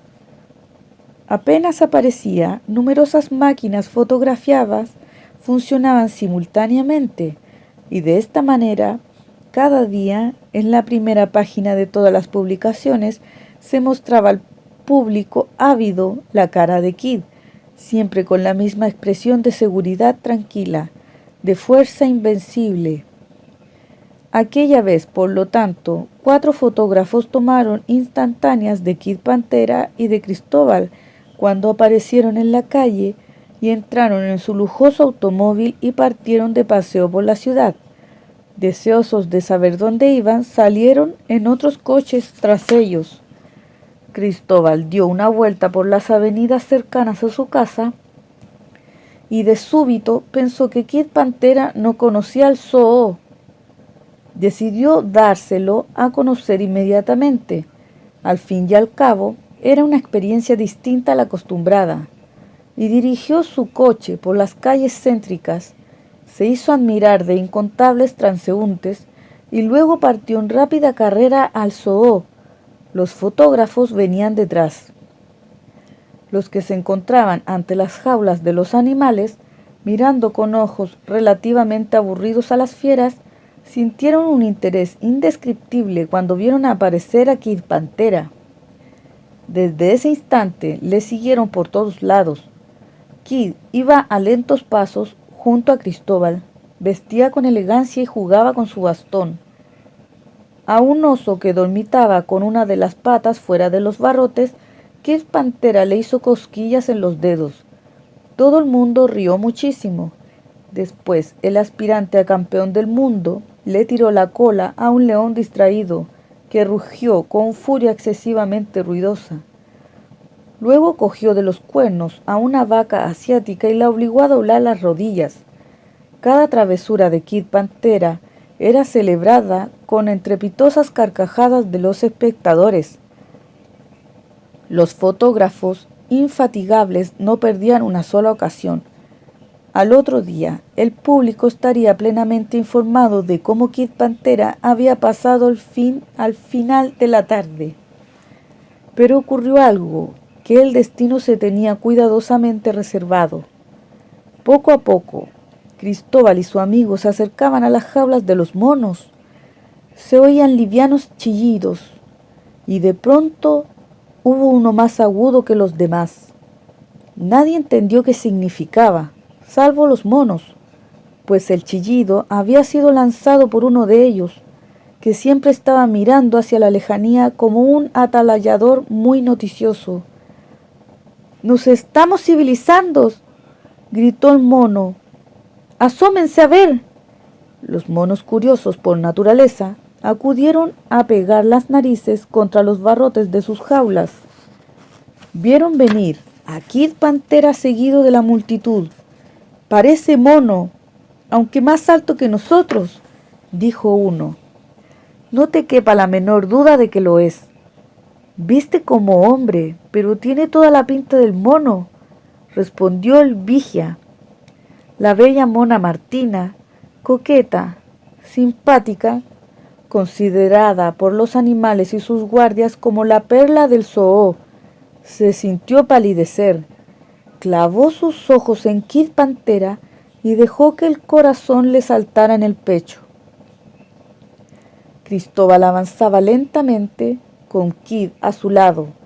El famoso pugilista movía elegantemente la cintura al andar y agitaba los hombros. Martina no perdía uno solo de sus movimientos. Para ella, Kid era el rey de la distinción, el soberano de la elegancia, el monarca de la belleza. Kid Pantera volvió de repente la mirada hacia la jaula de Martina. Sintió un vuelco en el pecho, un hielo en el ombligo, una oleada de sangre que le subía a la cabeza. ¡Mona más linda! ¿Quién era? ¡Oh, corazón alborotado! ¿Ese prodigio de hermosura y de gracia? Con paso precipitado se acercó a la jaula. Todos se detuvieron a mirar. Los ojos de Martina estaban fijos en los de Kid. Se contemplaban en un silencio profundo conmovedor. Martina abrió los labios y algo dijo. Nadie entendió nada, pero Kid Pantera lo supo y sonrió como nunca lo había hecho. No puedo hablar, dijo Kid en su idioma cortés, que los hombres desconocen. No puedo hablar, repitió. No puedo hablar. Martina bajó los ojos. Yo tampoco puedo hablar, dijo con su voz maravillosamente dulce. ¿Quién eres? Yo soy Martina. Y yo, Kid Pantera. Aspiro al campeonato mundial de box. No hay nadie que me resista un par de vueltas. Tengo un golpe demoledor. Qué pena que tú no asistas a mi próxima pelea. Vivo encerrada aquí, contestó Martina, acongojada. ¿Cuánto me gustaría verte? ¿Lo dices de veras? Con todo mi corazón, Kid. Entonces, Martina, me verás. ¡Qué soñador eres, Kid! Yo no puedo salir de mi encierro. Saldrás, Martina. Yo no puedo abandonarte. ¿No crees que nuestro amor a primera vista es algo fulminante? ¿Cómo?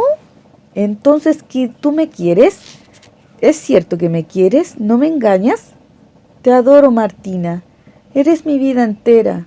Sin ti, prefiero la muerte. ¡Ay, Kid! Murmuró Martina inclinando la cabeza. ¡Qué dulce es la vida! Me parece haber nacido nada más que para oír un día tus palabras. Y yo he nacido nada más que para decirlas, respondió Kid Pantera, hinchando el pecho con orgullo y contento. Los monos, enternecidos, retrocedieron 2 pasos, para dejar a solas a los enamorados y no perderles palabras. Los fotógrafos sonreían. El público alargaba el cuello. Cristóbal echaba atrás la cabeza y se divertía grandemente. Martina acercó su cara a los barrotes y Kid, estirando la boca, la besó con alegría profunda. Somos el uno del otro, declaró. ¡Ay de aquel que se atreva a decir lo contrario! Mi vida es tu vida, Kid, susurró Martina sonrojándose a su manera. El pugilista no quiso demorar más lo que ya tenía resuelto. Con ambas manos fuertemente cogió los barrotes de la jaula y los arrancó con más facilidad que el viento arranca las hojas secas de los árboles. Chillaron los monos con tal estrépito que todos los animales, adivinando que algo importante ocurría, principiaron a gritar en sus respectivos idiomas. El ruido era ensordecedor. 2 o 3 mujeres se desmayaron. Los guardias del zoo acudieron apresuradamente con sus látigos. Ya era tarde. Todos los monos salían de la inmensa jaula, brincando con un júbilo extraordinario. Martina, abrazada de Kid, le gemía al oído. «Vámonos, por favor, vámonos, tengo miedo». «Nada temas, estás conmigo», dijo Kid, volviendo la mirada hacia 2 guardias que se aproximaban gritando. Cristóbal quiso intervenir, pero no tuvo tiempo. A los guardias que pretendieron quitarle a Martina, Kid Pantera le tendió con rápido golpe. Después tomó a la mona suavemente de la cintura y echó a correr con ella. Por el camino derribó a otros guardias. Después se metió en el automóvil de Cristóbal y se fue con rumbo desconocido. Gran trabajo les costó a los guardias someter a los monos que corrían por las avenidas del zoo. Chillando delante de todas las jaulas, y a Cristóbal le costó muchísimo mayor trabajo darse cuenta con exactitud de lo que acababa de suceder. Nunca hubiera creído que Kid Pantera le iba a hacer semejante jugada, raptarse a la mona del zoo, llevársela en su propio automóvil. Vaya un desvergonzado. Había provocado un escándalo mayúsculo. Hacía peligrar el campeonato. Las autoridades exigirían la devolución de Martina y a Kid le perseguirían por todas partes. ¿Dónde habría ido? Seguramente a casa. Era imprescindible darse prisa y obligar a Kid a reconocer que había sido un bellaco de la peor especie. Martina debía regresar a su jaula. Cristóbal se metió en un taxi y corrió a su casa. Kid Pantera no había llegado. En vano pasaron las horas. Kid no aparecía, y ya toda la ciudad comentaba el curioso acontecimiento. Delante de la casa de Cristóbal se amontonaban hombres, mujeres, niños, ávidos de saber algo. Teodorinda tuvo que llamar por teléfono a la policía pidiendo protección. Algunos exaltados pretendían entrar en la casa derribando la puerta si era preciso. La policía impuso el orden valiéndose de cierta violencia, pues los más testarudos se negaban a obedecer. A la mañana siguiente, los diarios contaban el hecho muy de acuerdo con sus propias tendencias. Unos decían que el rapto de Martina era un verdadero símbolo de los corrompidos tiempos actuales. Otros aseguraban que el gobierno, débil e incapaz, ni siquiera lograba hacerse obedecer de los monos. Unos cuantos declaraban que el deporte fortalece el impulso destructor y no conduce sino a la más violenta e impune transgresión de las leyes. Otros diarios, los más serios e imparciales, narraban el hecho sencillamente y calculaban que, si no se realizaba el campeonato, se verían defraudadas miles de personas que habían acudido desde los más lejanos países a presenciarlo. Kid, misteriosamente desaparecido, no daba signos de vida. Le buscaba la policía por todos los caminos, por todos los pueblos cercanos y no daba con él. Se hicieron en la prensa las declaraciones más antojadizas. La única que merece la pena de mencionarse fue la del jefe del Estado. Si se encuentra a Kid Pantera, decía, se le permitirá que viva tranquilo con Martina. El célebre pugilista nos enorgullece a todos con la prodigiosa vitalidad de sus puños. Bien merece que le otorguemos como demostración de gratitud pública la felicidad a que aspira. Cristóbal estaba desesperado.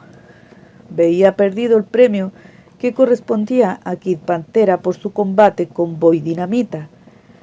Sin embargo, algo le decía, en lo más secreto de su corazón, que Kid regresaría antes de la pelea. Y así fue.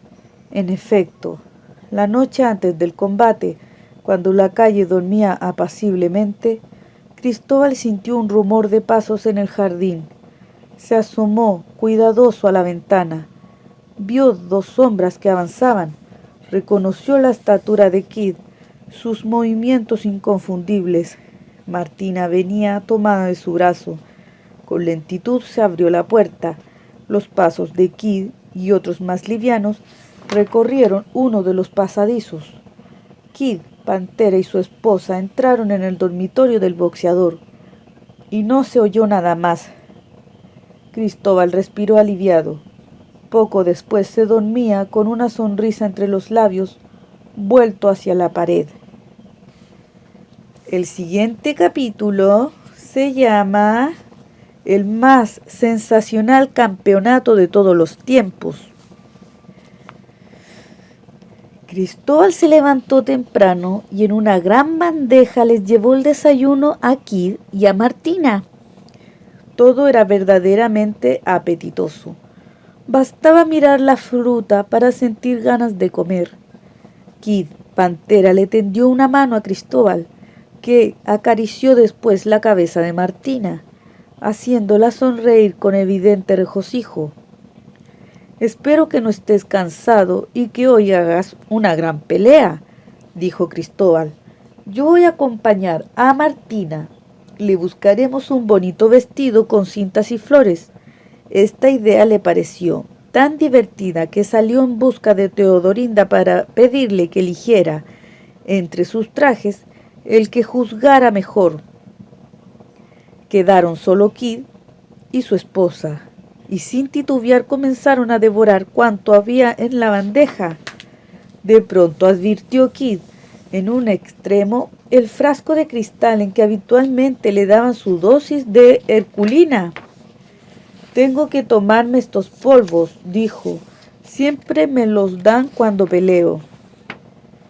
¿Son agradables?, preguntó Martina, contemplándolos con curiosidad. «¿Cuánto me gustaría probarlos?» «Tus deseos son órdenes para mí», dijo Kid Pantera. «Si quieres probarlos, tómalos. Son tuyos. Te van a gustar. Tienen un sabor dulce realmente exquisito». Martina le acarició una mano a Kid en señal de gratitud, y de un sorbo hizo desaparecer los polvos en su garganta. Después siguieron comiendo hasta dejar vacía la bandeja. Cristóbal tardó en encontrar un vestido adecuado. Por último, se decidió por una blusa verde y una falda colorada. Eligió también un sombrero que lucía una ancha pluma azul. «Se va a ver sumamente mona», dijo Cristóbal riendo. En su vida se ha soñado una elegancia igual. Y regresó deprisa al dormitorio de Kid. Los encontró durmiendo. El sol entraba por la ventana y se extendía por la cama como una colcha amarilla. Entonces Cristóbal dejó las ropas en una silla y se marchó en puntillas, contento de que el pugilista reposara. Bastante trabajo tendría esa tarde en el ring frente a los puños agresivos de Boy Dinamita. Martina despertó primero. Sentía una fuerza sobrenatural en ambos brazos, en las piernas y en todo el cuerpo. Hubiera sido capaz de tumbar a un toro de un puñetazo. ¡Qué alegría sentirse tan vigorosa! Dio una palmada a Kid en un hombro y le dijo: «¡Arriba, zángano! Estamos perdiendo un tiempo precioso. La mañana me parece encantadora». Kid despertó de un salto y empezó a sobarse. «¡Ay, ay, ay, mi hijita! Casi me has quebrado un hueso», murmuró. «¡Qué manos tan pesadas!». «Perdóname, lindo», suspiró Martina, besándole el hombro. «No creí que te iba a doler tanto. No sé qué me pasa, pero me siento con ganas de romperlo todo». «Calma, calma, hijita. Yo siempre he sido respetuoso de Cristóbal desde chico, y no me gusta darle malos ratos. Hazme el favor de no alborotar». Martina acababa de ver el traje que había en la silla y se levantó lanzando un aullido dichoso. Poco después, vestida como una dama, bailaba delante del espejo. Kid Pantera se reía como si le hicieran cosquillas, y tanto fue el bullicio que acudió Cristóbal. Y tanto fue el bullicio. Parado en el umbral, estuvo observándolos. Entonces tuvo un repentino temor. ¿Se habría tomado Martina los polvos mágicos, la herculina prodigiosa? No, no era posible. Kid estaba acostumbrado a tomarlos y seguramente ahora también se los había tomado. Lo que ocurría, pensó, era que Martina daba rienda suelta a su júbilo de vestir con elegancia. Sí, eso era nada más. Eso tenía que ser, por cierto. Martina lo divisó en el umbral y corrió a abrazarle. Cristóbal sintió que le crujían los huesos. Después se vio obligado a bailar por toda la pieza, frente a los aplausos de Kid, que se ahogaba de la risa. Por último, Kid Pantera se levantó. Algo le dijo a Martina y Cristóbal quedó en paz, rendido, echado en una silla, como a punto de desfallecer. En cuanto pudo, salió del cuarto y dejó a los monos que hicieran su voluntad. Martina bailó un buen rato sola y después vino a tenderse junto a Kid, que le dijo seriamente: «Hijita, ¿Me vas a hacer el favor de quedarte tranquila? Los días de pelea yo descanso varias horas. Si quieres verme triunfar, tienes que comportarte muy bien. No brinques, no te muevas, reposa a mi lado. Haré lo posible por complacerte, Kid, pero te juro que me brotan unas energías tremendas de las puntas de los dedos. La pura verdad que me gustaría darle a alguien una buena paliza. Calla y descansa conmigo, dijo Kid severo. Martina se afligió al advertir que molestaba a Kid Pantera y recurrió a toda su voluntad para mantenerse quieta. Lo consiguió tan admirablemente que se durmió. Esto tranquilizó a Cristóbal. Ahora no le cabía la menor duda de que los polvos se los había tomado el aspirante al campeonato mundial. Corrió el tiempo y llegó el minuto preciso de partir. Kid Pantera se vistió cuidadosamente y salió del brazo de la elegante Martina. Cristóbal trepó ante el volante de su automóvil y se fueron al estadio, a buena velocidad. Martina se palpaba a cada momento los brazos y sonreía con íntima satisfacción. Kid Pantera la miraba con alegría. ¡Qué feliz era! Con qué bríos haría trizas a Boy Dinamita esa tarde. En el inmenso estadio no cabía la punta de un alfiler. Estaba de bote en bote, repleto, hasta el punto de dar a la multitud la impresión de un mar agitado. Cuando apareció Martina, acompañada de Cristóbal, todas las miradas se volvieron. La mona, soberbia como una duquesa en una magnífica ceremonia. Levantó la frente y sostuvo con arrogancia la mirada de la multitud. Cristóbal se estremecía de regocijo. Estaban a un paso del ring. Desde allí verían la pelea sin perder detalle, y todo el mundo estaría mirándoles continuamente. Estruendosos aplausos recibieron a Boy Dinamita, que subió al ring de un salto agilísimo. No menos estruendo hubo para recibir a Kid Pantera, que a cada instante levantaba un brazo habituado ya a saludar al público. Vino el anunciador oficial y gritó por una descomunal bocina: Boy Dinamita, campeón de todos los pesos, 89 kilos 700 gramos.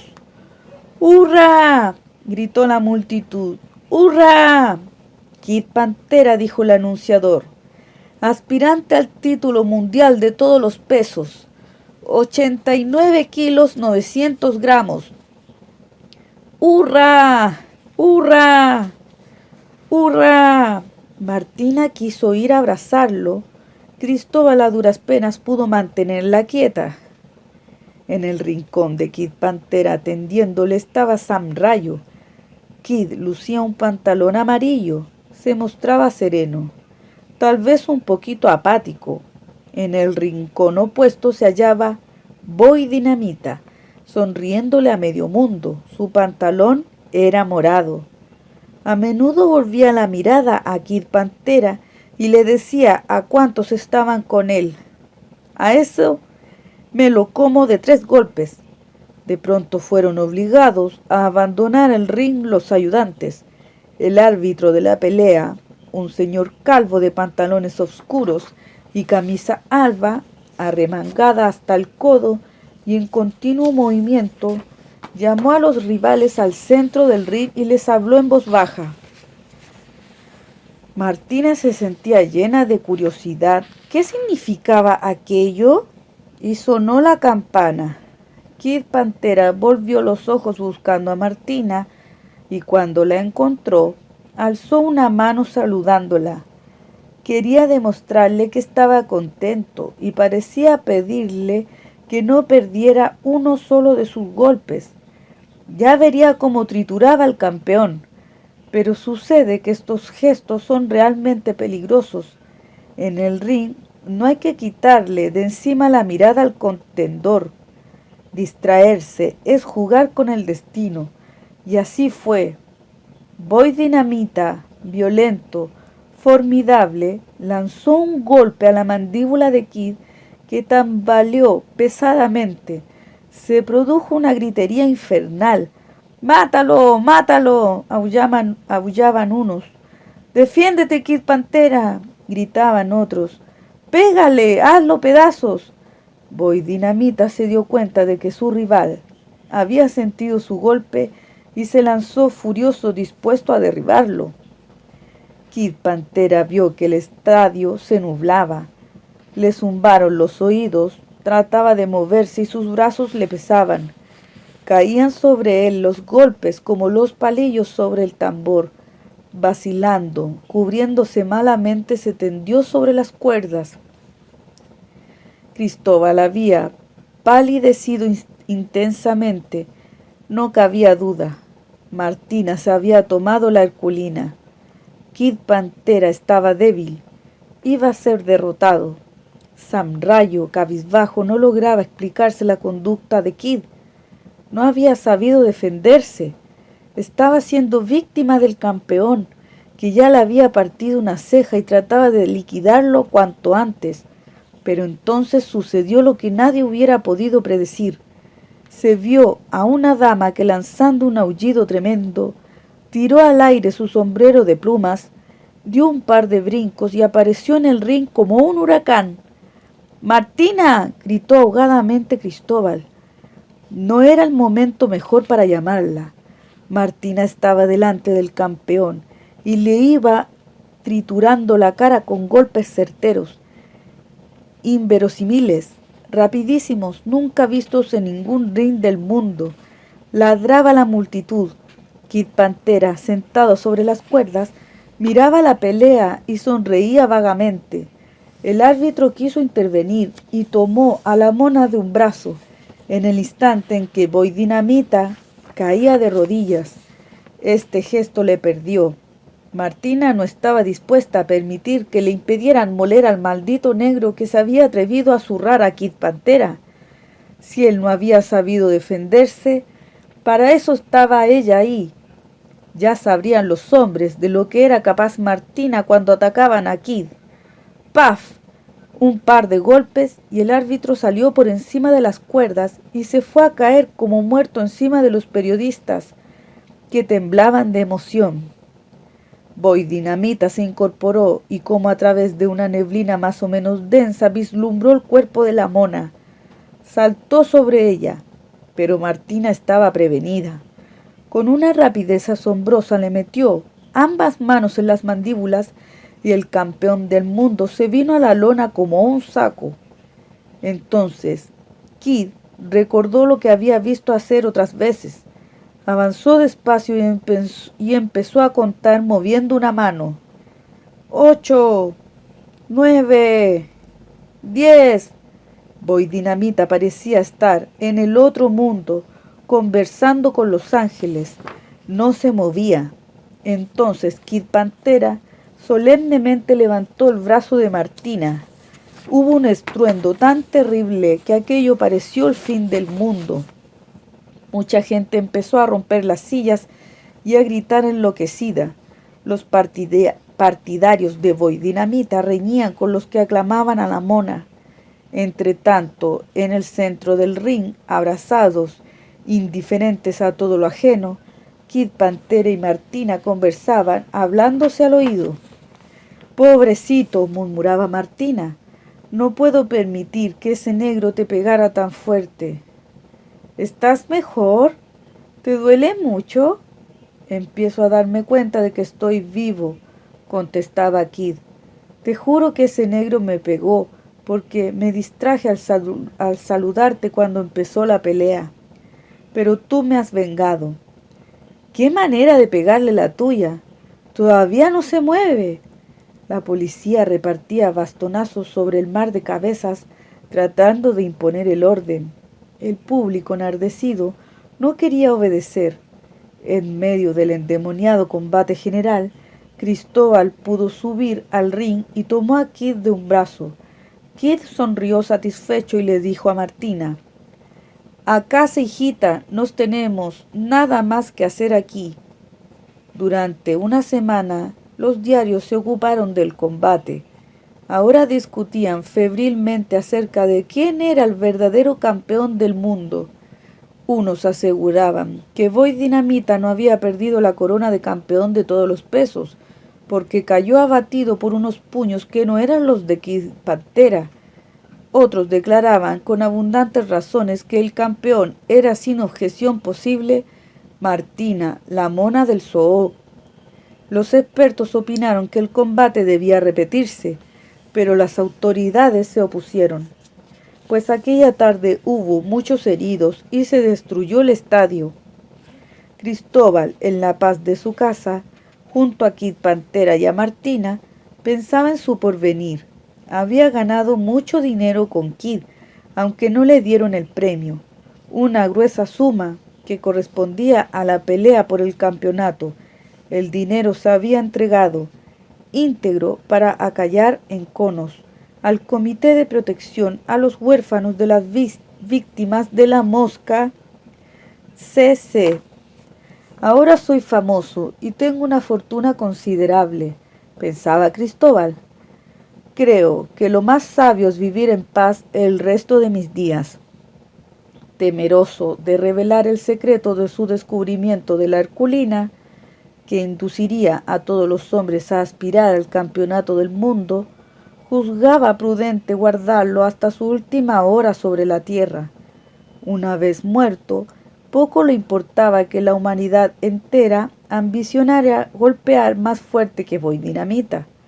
Les dejaría en su testamento a las generaciones futuras la fórmula de la Herculina maravillosa.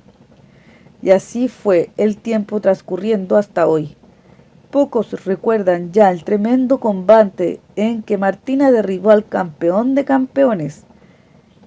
En cuanto a Cristóbal, no se muere nunca, porque apenas siente que decaen sus fuerzas, toma una dosis minúscula de Herculina.